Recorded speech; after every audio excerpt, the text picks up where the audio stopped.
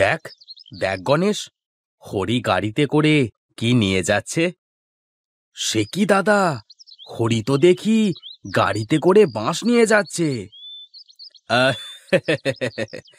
কি রে হরি, কি নিয়ে যাচ্ছিস গাড়িতে করে শুনি? দাদা, এই পাশের গ্রাম থেকে বাঁশের গোড়া নিয়ে আসলাম। তা বাঁশের গোড়া দিয়ে কি করবি শুনি? দাদা, আমার তো সবজি চাষে বাঁশ খুঁটি লাগে, আর তাছাড়া ঘর বাড়ির কাজে তো সব সময় বাঁশ লাগে, তাই না? তা বেশ বেশ, লাগাবি কোথায় শুনি? আমার বাড়ির পেছনে যে বড় খোলা জায়গাটা আছে ওখানে লাগাবো দাদা। এই জমিটার ফেলে রেখে কি করব? হ্যাঁ, ভালোই বলেছিস। তা এই বাঁশ কি জাতের রে হরি? জাতমাত ভালোই শুনলাম, অনেক বড় হয় নাকি। তবে এই বাঁশ জন্মানোটা একটু কষ্ট। তা বলছি হরি, তোর বাঁশ কি বড় হবে নাকি তোর মতোই দু আঙুলে হবে শুনি? মস্করা করবার জায়গা পাও না, তাই না? বাদ দে হরি, ওর কথায় কিছু মনে করিস নে। এখন যা তুই, আমি তোর সাথে পরে কথা বলবো। দাদা, আমার তো পেটের মধ্যে মোচড় দিয়ে উঠলো। এই যো। এ সর সর, তাড়াতাড়ি যা, দূরে গিয়ে মর। কি দাদা, তুমিও আমাকে নিয়ে শুরু করলে? তুমি বসো, আমি এই যাব আর এই আসবো। না রে, আমাকেও বাড়িতে যেতে হবে। তোর বৌদি তা না হলে আমার পাতে খাবার দেবে না।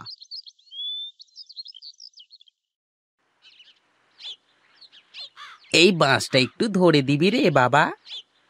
কি বলো কাকা, এইটুকু কাজের জন্য আবার আমাকে বলছো তুমি? এই বড্ড কুঁড়ে হয়ে গেছিস রে পল্টু তুই। তা আগে তো এমন ছিলি নে। বুঝেছি, তোর বাপের কাছ থেকে শিখে যাচ্ছিস, তাই না? কি যে বলো কাকা, দাও দাও, আমার কাছে দাও। এই দে রে বাপ, এই গর্ত করা হয়ে গেছে, এবারেই গর্তের মধ্যে বসিয়ে দে দেখি। যাক, বাঁশটা লাগানো হয়ে গেল, এখন একটু পানি দিতে হবে। আমি কি গিয়ে পানি আনবো কাকা? না না, থাক, তোর কষ্ট করা লাগবে না। তুই দাঁড়া, আমি নিয়ে আসি।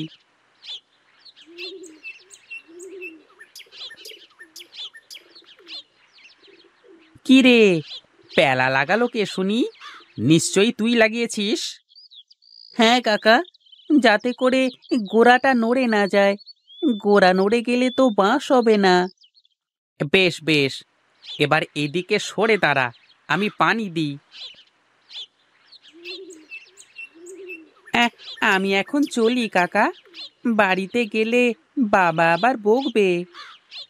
এই যাবি যাবি, তোর বাপকে দেখলাম গণেশের সাথে বসে বসে আড্ডা দিচ্ছে।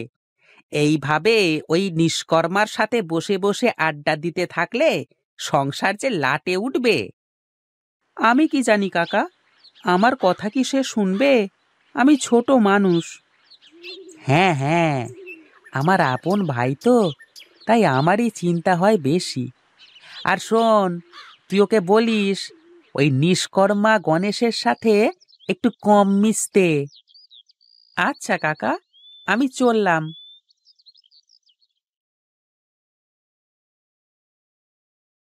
কই গো গিন্নি, তোমার সেই বাঁদর ছেলেটাকে দেখছি না যে। এই দেখো, আমার ছেলেকে বাদর বলবে না বলে দিলুম।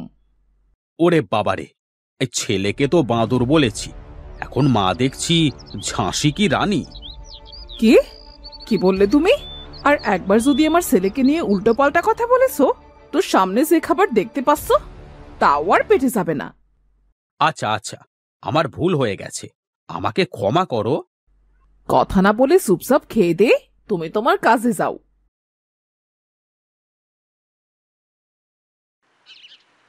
মা, তাড়াতাড়ি দুটো খেতে দাও দেখি। খিরে বাবা, বাঁশ দিয়ে কি করবি? মা, কাকা ওই বাঁশ ওই দূর গ্রাম থেকে এনেছে। ভালো জাতের বাঁশ, অনেক লম্বা হয়। তাই আমিও ভাবলাম আমাদেরও তো জমি পড়ে আছে, একটা গোছা লাগিয়েই রাখি। ওইসব আজে বাজে কাজ করবার জন্যই বোধ করি তুই হরির বাড়িতে গিয়েছিলি। শোনো বাবা, তুমি তো আর আমার কথা শুনবে না, তাই তুমিও আমাকে আর কিছু বলবে না। আমার কাজ আমাকে করতে দাও। দেখেছো দেখেছো গিন্নি, ছেলেটা কেমন দিন দিন বেয়াদব হয়ে যাচ্ছে। আরে বাপের মুখে মুখে তর্ক করছে। থাক বাবা, কথা বলিস নে তো। এই নে, তুই খাবার খেয়ে নে। খা বাবা, ভালো করে খা। তোর জন্যে আমি খুব ভালো করে আজ আলুর দম করেছি। শোনো মা, এই বাঁশ নাকি অনেক বড় হয়। সবাই নাকি পাহাড়ি বাঁশ বলে ডাকে। কাকা অবশ্য জানে না, আমি শুনেছি। ভালোই করেছিস বাবা, আমাদের বাড়ির পেছনে জায়গাটাই লাগিয়ে দিস কেমন। এখন খেয়ে নে তো।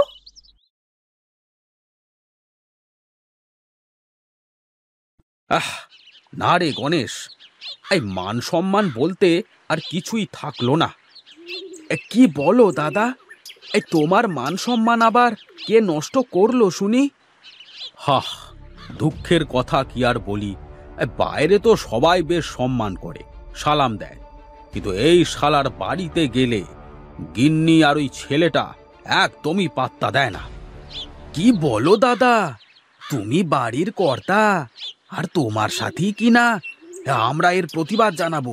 প্রয়োজনে তোমার বাড়ির সামনে অনশন করব গিয়ে। বাহ বাহ বাহ বাহ বাহ, কি চমৎকার বুদ্ধি তোর।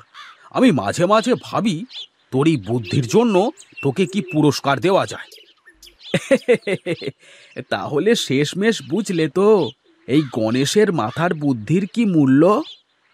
বুদ্ধি না ছাই, আমার বাড়ির সামনে গিয়ে যে অনশন করবি, তোর বৌদি ঝাঁটা দিয়ে পিটিয়ে বিদে করে দেবে। কি বলো দাদা, তুমি বাড়ির কর্তা, তোমার সাথেও? ওরে, বিয়ে তো করিসনি, করলে বুঝবি তখন গিয়ে। পুরুষ মানুষ বাইরে বাঘ হলেও ঘরের গিন্নির কাছে বিড়াল হয়ে থাকতে হয়। বই গেছে, আমি তো তাহলে কোনো দিনই বিয়েই করব না। সেটা তোর ইচ্ছা, যা করবি করগে, কিন্তু এখন একটা বুদ্ধি বের কর। কি বুদ্ধি দাদা, বলো। এই হরি আর আমার ছেলে বাঁশ লাগিয়েছে, এই বাঁশগুলো নাকি বেশ বড় বড় পাহাড়ি বাঁশ।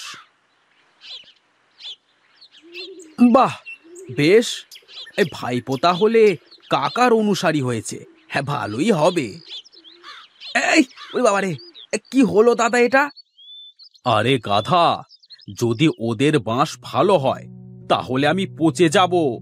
যেভাবেই হোক ওই বাঁশ আমাদের নষ্ট করতে হবে, কোনোভাবেই ওই বাঁশ হতে দেওয়া যাবে না। ঠিক বলেছ দাদা, হ্যাঁ, আমাদের সঙ্গে পাঙ্গা, গণেশ কা সাথ মে পাঙ্গা লেগা। আরে এখন কি করা যায় বল দেখি। আমরা প্রতিদিন রাতে গিয়ে বাঁশের ওপর থেকে একটু একটু করে কেটে দিয়ে আসবো, তাহলে বাঁশ বড় হবে না।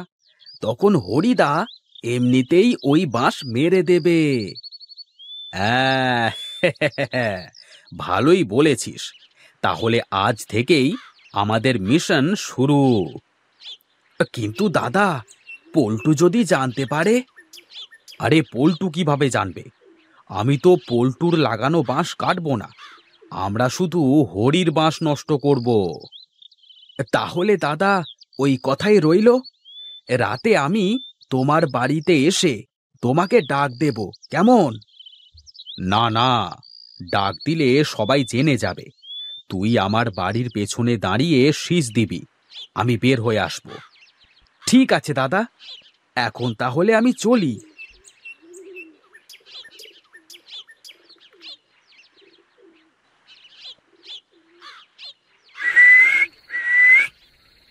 ওই তো, ওই যে কানাইদা বেরিয়েছে। এই চল চল রে গণেশ, কেউ দেখে ফেললে আবার বিপদ হয়ে যাবে।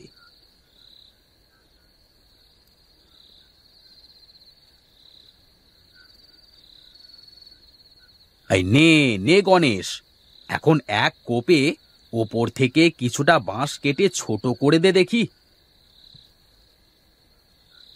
এই তাড়াতাড়ি ওই কাঁটাটুকু নে, চল এখান থেকে, বেশি সময় দেওয়া যাবে না।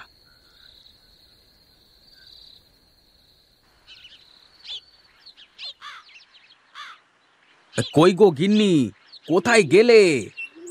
কানাইদা, দেখো আমার কি অবস্থা করেছে। এই এই এই এই, কি ব্যাপার? তোমরা এইভাবে গণেশকে বেঁধে রেখেছো কেন?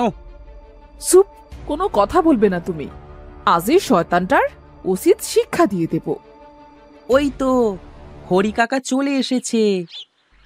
ভালো হবে না বলছি, ওকে ছেড়ে দাও, ছেড়ে দাও ওকে। কি করবে তুমি শুনি? এই নিকম্মার সাথে যত সব বাজে কাজ করে বেড়াও। বেশি কথা বললে তোমাকে ওর সাথে বেঁধে বাড়ি থেকে তাড়িয়ে দেব, বুঝলে? আহা বৌদি, তুমি একটু শান্ত হও তো দেখি। আমাকে আমাকে মাফ করে দাও হরিদা, আমি কানাইদার কথা শুনে এটা করেছি। আমাকে এবারের মতো মাফ করে দাও, আমি আর কখনোই কানাই দাদার সাথে মিশবো না। এ দেখলি দাদা, তোর চেলা এখন তোকেই ভুলে যেতে চাচ্ছে।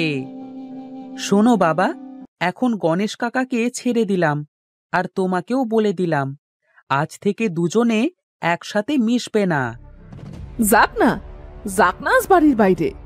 ঘরের খাবার বন্ধ করে দেব। এই বৌদি, একটু আস্তে বলো, লোকে জানলে যে সংসারের বদনাম হবে। এই পল্টু, এই গণেশকে ছেড়ে দে বাবা। এই শোন দাদা, এবার একটু সংসারের দিকে মন দে, পল্টুর কথা একটু ভাব। আজ থেকে সব বাজে কাজ বাদ দিয়ে দাও বাবা।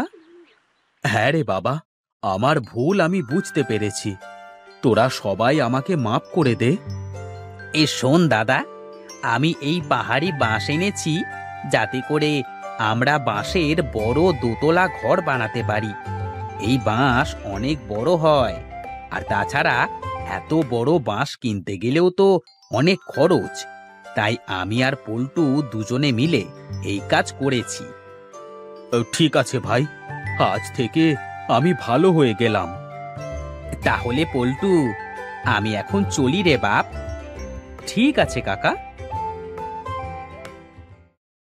চলো ঘরে চলো, আমি তোমাদের খাবার দিচ্ছি।